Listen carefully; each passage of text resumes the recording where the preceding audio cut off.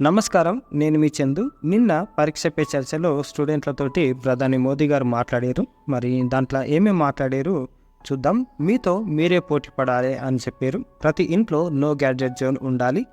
పోటీలు, సవాళ్లే జీవితానికి స్ఫూర్తినిస్తాయి. పిల్లలను పక్క వాళ్ళతో పోల్చవద్దని పేరెంట్స్కు హితవు. పరీక్ష పే చర్చలో భాగంగా ఇవన్నీ మాట్లాడారు. మరి ఏమేమి ఉన్నాయి దాంట్లో ముఖ్యాంశాలు చూద్దాం. పిల్లలు అన్ని రకాల ఒత్తిళ్లను తట్టుకొని శారీరకంగా, మానసికంగా దృఢంగా ఉండేలా చూడాల్సిన బాధ్యత టీచర్లు, తల్లిదండ్రులపైనే ఉందని ప్రధాని మోడీ గారు అన్నారు. స్టూడెంట్లు ఎదుర్కొంటున్న సవాళ్లను సమిష్టిగా పరిష్కరించాలని సూచించారు. కొంతమంది పేరెంట్స్ తమ పిల్లల ప్రోగ్రెస్ రిపోర్టును సొంత విజిటింగ్ కార్డుగా భావిస్తుంటారని తెలిపారు. ఇది మంచి పద్ధతి కాదని, ఎదుటి వాళ్ళ దగ్గర తమ పిల్లలను ఎప్పుడూ తక్కువ చేసి మాట్లాడొద్దన్నారు. తమ పిల్లలను మరొకరితో ఎప్పుడు పోల్చొద్దని కూడా చెప్పారు. పోటీ ప్రపంచంలో మీతో మీరే పోటీ పడాలని స్టూడెంట్స్కు సూచించారు. ఎగ్జామ్స్కు ముందు స్టూడెంట్స్లో ఒత్తిడిని పోగొట్టేందుకు ప్రధాని మోదీ గారు సోమవారం పరీక్ష పే చర్చ కార్యక్రమం నిర్వహించారు. ఢిల్లీలోని భారత మండపంలో విద్యార్థులు, వారి తల్లిదండ్రులు, ఉపాధ్యాయులతో మాట్లాడారు. ఈ సందర్భంగా పిల్లలకు ప్రధాని సలహాలు, సూచనలు ఇచ్చారు. మరి ఏమున్నాయి దాంట్లో చూద్దాం. కష్టపడే స్టూడెంట్స్ తోటే ఫ్రెండ్షిప్ చేయాలి అని అన్నారు.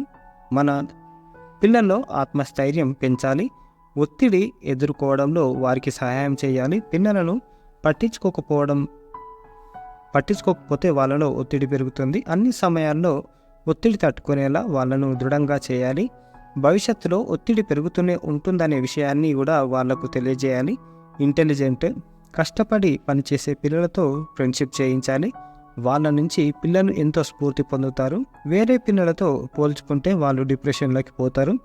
మానసిక ఆరోగ్యంపై ప్రభావం పడుతుంది అని టీచర్స్కి మోదీ సూచించారు. లైఫ్లో సక్సెస్ కానీ కొంతమంది పేరెంట్స్ వారి పిల్లల రిపోర్ట్ కార్డును తమ విజిటింగ్ కార్డుగా చేసుకుంటున్నారు అని చెప్పారు. స్టూడెంట్స్ ఎదుర్కొనే ఒత్తిడి 3 రకాలుగా ఉంటుందని తెలిపారు. తమలో తాము పక్కనోళ్ళ నుంచి, పేరెంట్స్ నుంచి ప్రెషర్ ఫీల్ అవుతారు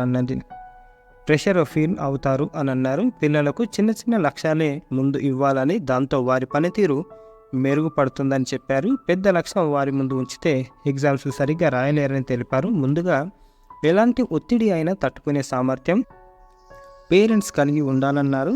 పిల్లల ఉజ్వల భవిష్యత్తు వారి చేతుల్లోనే. టీచర్స్ తమ వర్క్ను కేవలం ఒక జాబ్గా భావించకూడదు. విద్యార్థుల జీవితాలను బలోపేతం చేసే సాధనంగా మార్చుకోవాలి. పిల్లల ఉజ్వల భవిష్యత్తుకు పునాది వేయాలి. కాంపిటీషన్, ఛాలెంజ్లు మన జీవితంలో ఎంతో ప్రేరణ కలిగిస్తాయి. ఏ విషయంలోనూ స్టూడెంట్స్ మన పక్క వాళ్ళతో పోటీ పడద్దు. మీతో మీరే పోటీ పడాలి. హెల్తీ లైఫ్తో స్టడీస్ను ఎలా బ్యాలెన్స్ చేయాలన్న స్టూడెంట్స్ క్వశ్చన్కు మోదీ సమాధానం ఇచ్చారు. చాలామంది స్టూడెంట్స్ సెల్ ఫోన్లు ఉపయోగిస్తుంటారు. గంటల తరబడి వాటిని పట్టుకొని కూర్చోవద్దు. పడుకునే ముందు రీల్స్ అసలు చూడొద్దు. అయ్యయ్యో, మొబైల్ని ఛార్జింగ్ చేస్తున్నట్టే మన బాడీని కూడా ఛార్జింగ్ చేసుకోవాలి.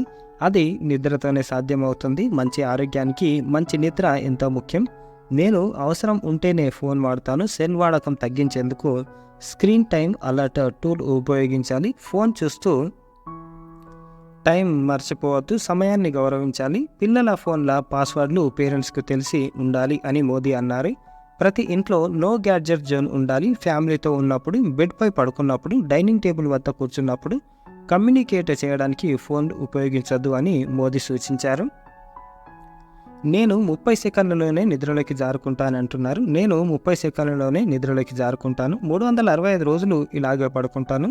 మెలకువ ఉంటే మాత్రం పూర్తిగా అలర్ట్గా ఉంటాను, కానీ నిద్రపోతున్నప్పుడు మాత్రం గాఢంగా పడుకుంటాను. మనిషి శరీరానికి పోషకాహారం కూడా అవసరం. ప్రతి ఒక్కరూ తప్పకుండా ఎక్సర్సైజ్ చేయాలి. స్టూడెంట్స్ అందరూ రైటింగ్ ప్రాక్టీస్ చేయాలి. సెల్ ఫోన్లు, ల్యాప్టాప్ల కారణంగా చేత్తో రాయడమే మానేస్తున్నారు. చదువుకు కేటాయించిన సమయంలో 50% టైం రైటింగ్ ప్రాక్టీస్కు కేటాయించాలి అని మోదీ సూచించారు. 140 కోట్ల మంది నాతోనే ఉన్నారు. నేను ప్రతి ఛాలెంజ్ను సవాల్ చేస్తాను. సమస్య పరిష్కారం అవుతుందని చూస్తూ కూర్చోవద్దు. అలాంటి వాళ్ళు జీవితంలో ఏది సాధించలేరు. నా స్వభావం భిన్నంగా ఉంటుంది. సమస్యలు దానంతటవే పరిష్కారం అవుతాయని చూస్తూ కూర్చోను. సవాల్కు నేను ప్రతి సవాల్ విసురుతా. కొత్త విషయాలు నేర్చుకుంటా. కొత్త వ్యూహాలు వ్యూహాలు రూపొందించుకుంటాను. ఇదే నా అభివృద్ధికి దోహదపడుతుంది అని మోదీ అన్నారు. 140 కోట్ల ప్రజలు నాతో ఉన్నారని, 100 మిలియన్ సవాళ్లు ఉంటే బిలియన్ల కొద్ది పరిష్కారాలు కూడా ఉన్నాయని తెలిపారు.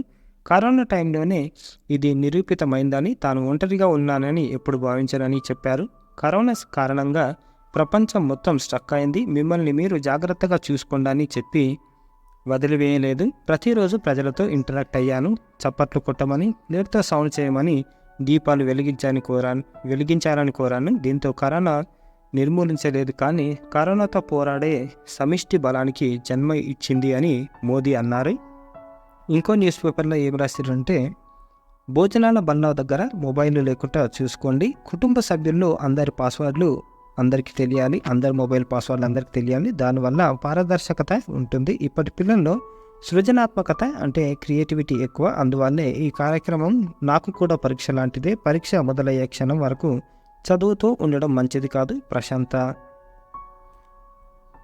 ప్రశాంత చిత్తంతో పరీక్షలు రాయండి. ప్రశ్నపత్రాన్ని ఒకసారి చదవండి. చివరి క్షణంలో హైరాణ పడకుండా ఉండాలంటే ఏ ప్రశ్నకు ఎంత సమయం కేటాయించాలో ఒక అంచనా వేసుకోండి. చదువుకు మీరు వెచ్చించే సమయంలో కనీసం సగభాగాన్ని పెన్నుతో రాతకు కేటాయించండి అని చెప్తున్నారు.